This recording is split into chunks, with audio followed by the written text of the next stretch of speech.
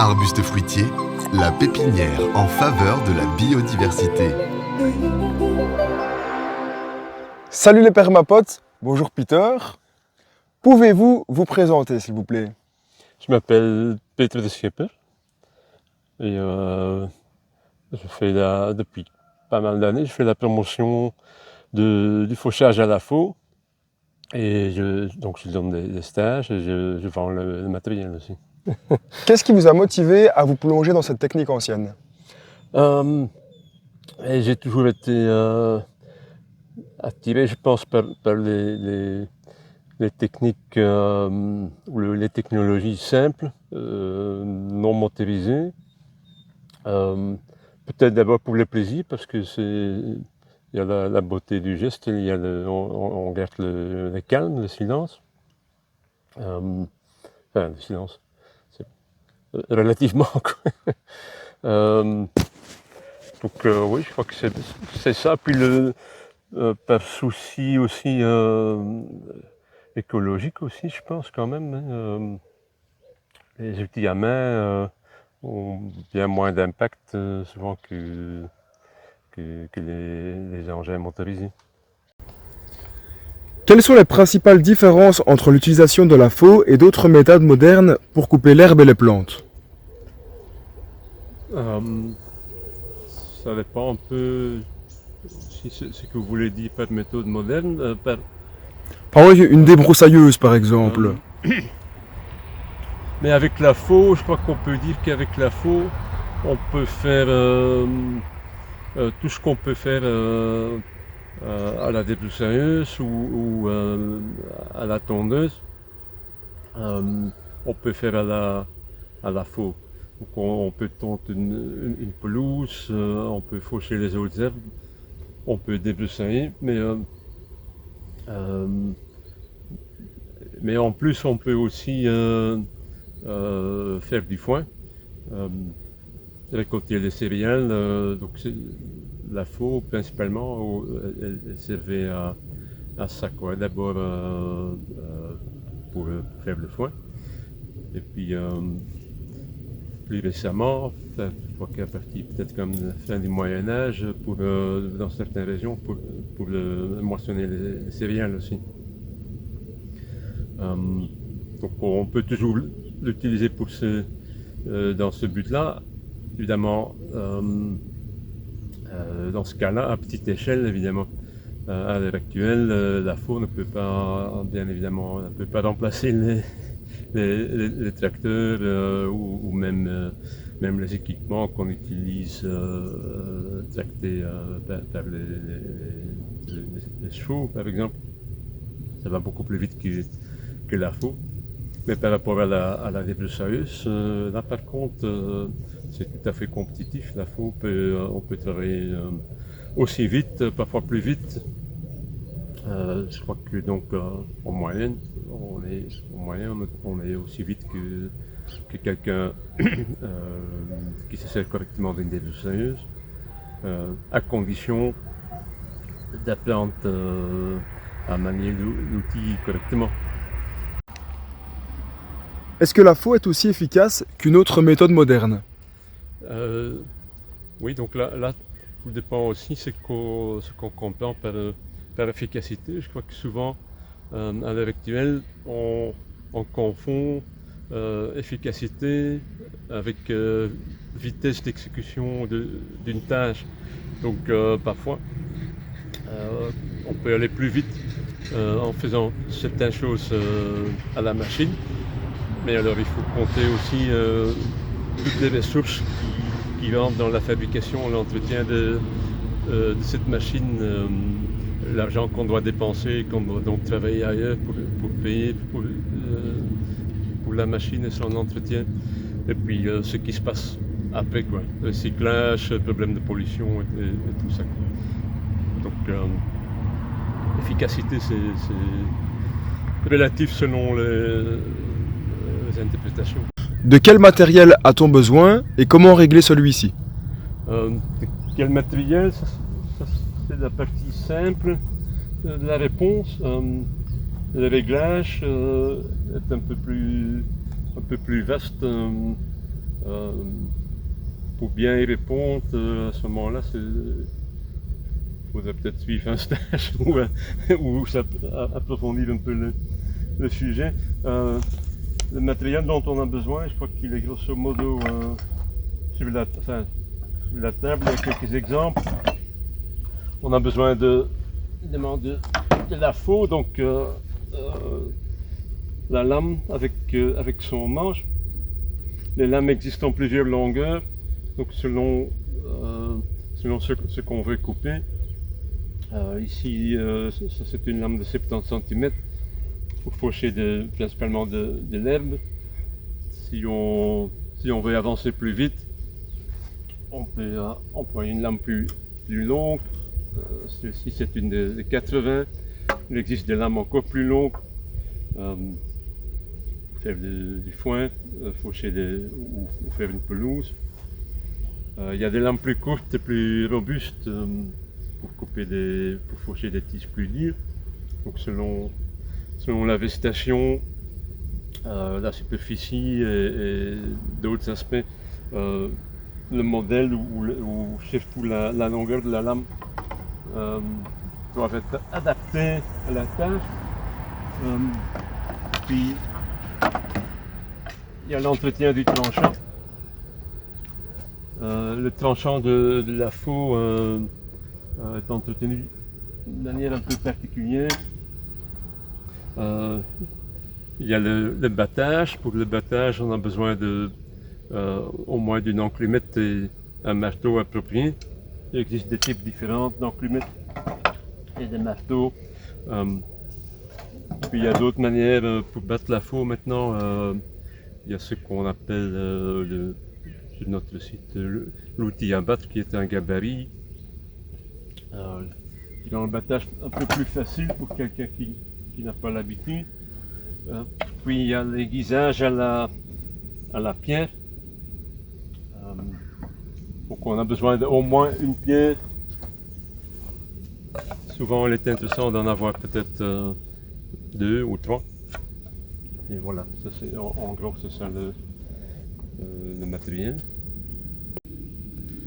Donc pour le réglage de l'outil, il existe des manches de longueur différentes. Donc, si c'est un manche qu'on trouve dans le commerce et qu'on vend aussi, qui est fabriqué par Fuchs en Autriche.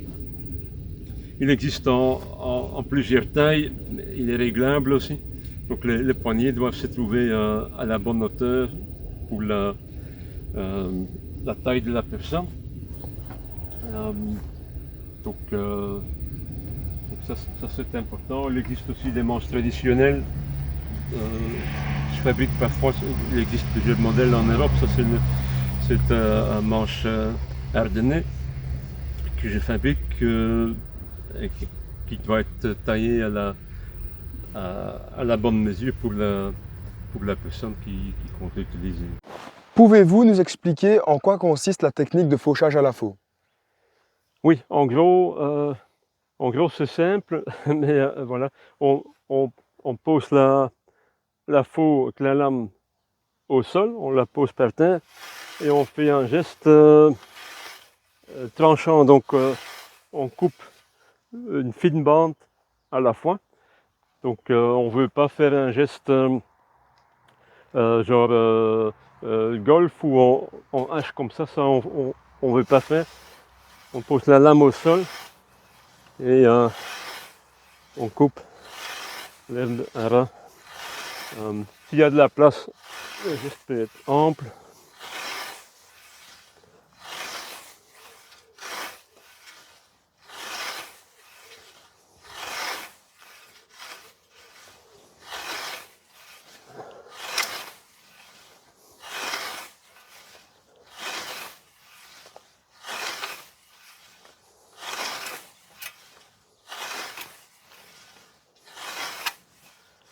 Voilà.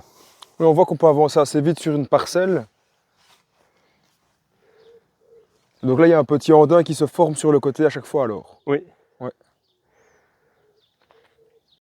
Le tranchant, il est donc, comme je disais, il est entretenu par Le battage qui garantit la finesse sur une fine zone hein, de 1 à peut-être 3-4 mm de large, où le métal est aplati avec le marteau.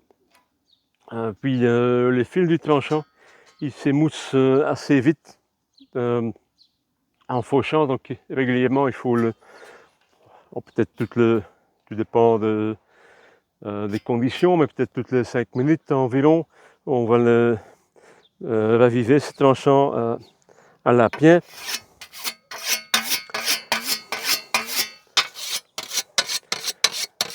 Et puis c'est réparti. Maintenant cette lame-ci, je sens qu'elle elle a besoin d'être battue. Alors après peut-être 4 heures de fauche en moyenne, mais là aussi ça dépend, ça peut être dans des mauvaises conditions, ça peut être après 2 heures, ou dans des bonnes conditions, le tranchant va tenir un peu plus longtemps. Il faut de nouveau rebattre. Quand on approche le moment du battage, la pierre commence à avoir moins d'effet, et donc on aiguise, la fréquence de l'aiguisage à la pierre augmente. On doit aiguiser de plus en plus souvent parce qu'on sent que le tranchant il s'émousse plus vite.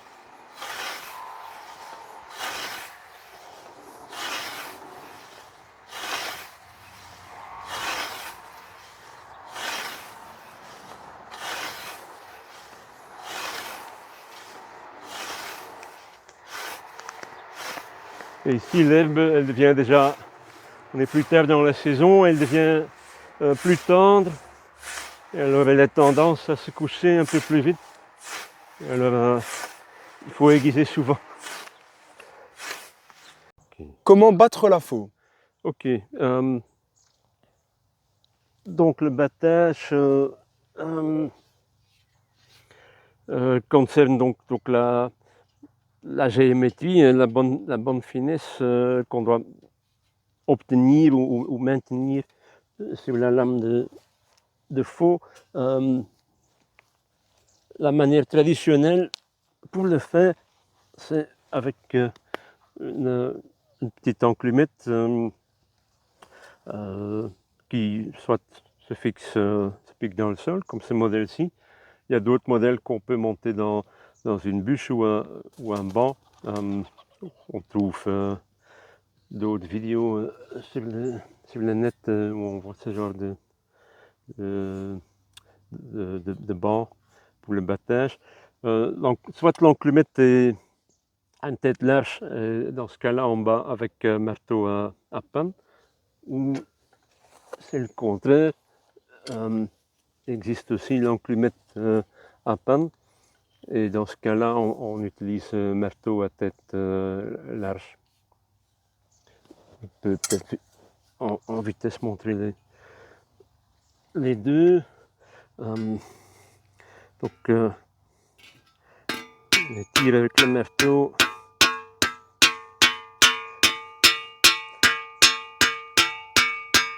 Métal.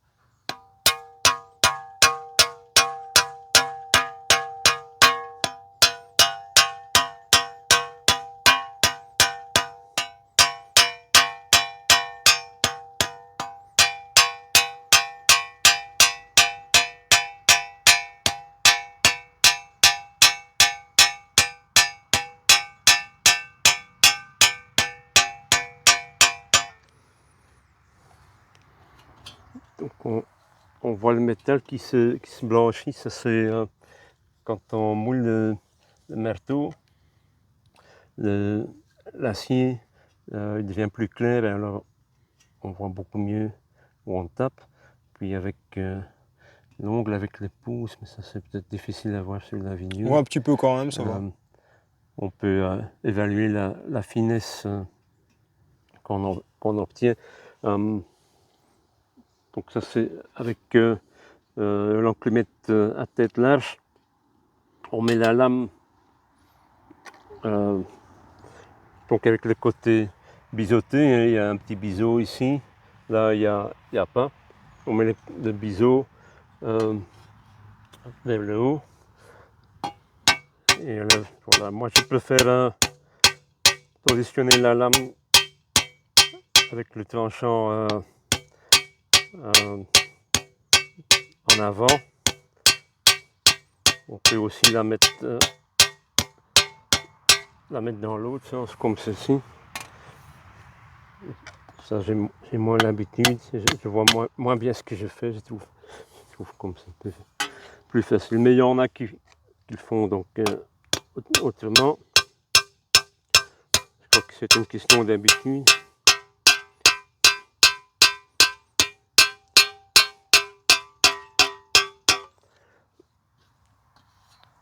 Et avec l'autre, on fait la même chose en fait.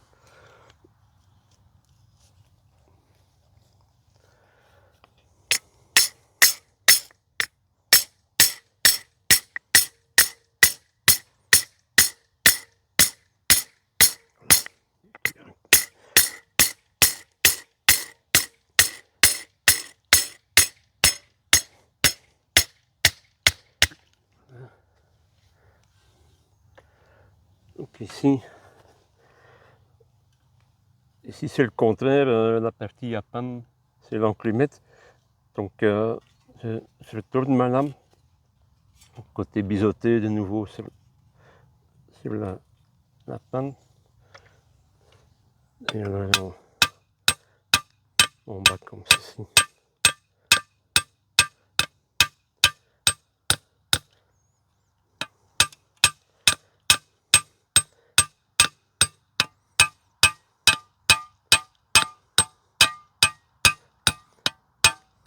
Donc chez nous en Belgique, dans la plupart des régions, il semble qu'on utilisait les enclumettes larges. Maintenant, la plupart des gens qui se remettent à faucher trouvent l'enclumette étroite plus facile que l'autre. Donc, mais je crois que c'est beaucoup une question d'habitude. Et par rapport au mouvement, c'est un mouvement constant qui est ni trop fort, ni trop faible, c'est bien ça? Oui, au début, évidemment, c'est pas la partie la plus facile,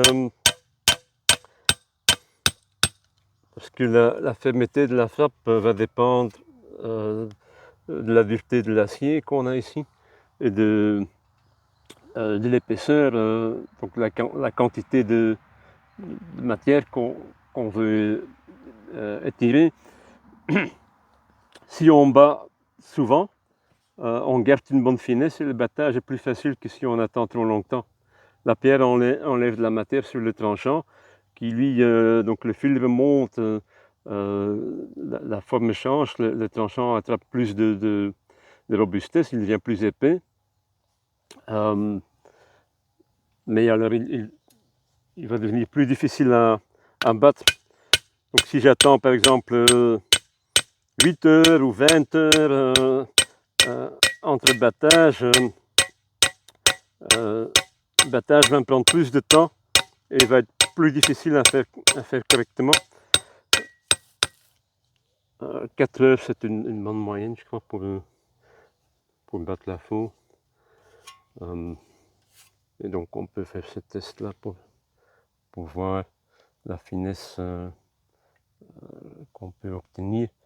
Donc, si le métal bouge légèrement et si je veux faucher de l'herbe, on peut avoir cette finesse.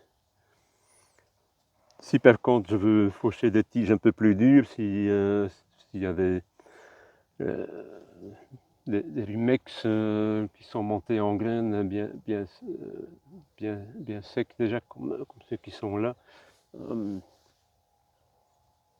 ce moment-là, il ne faut peut-être pas battre le tranchant trop fin, on risque de l'abîmer. Donc c'est un peu selon la finesse qu'on va mettre là-dessus, c'est aussi selon ce qu'on veut faucher. Donc tout ça, ça prend un peu de temps quand même à évaluer correctement avec l'habitude. C'est des choses ça vient avec l'habitude.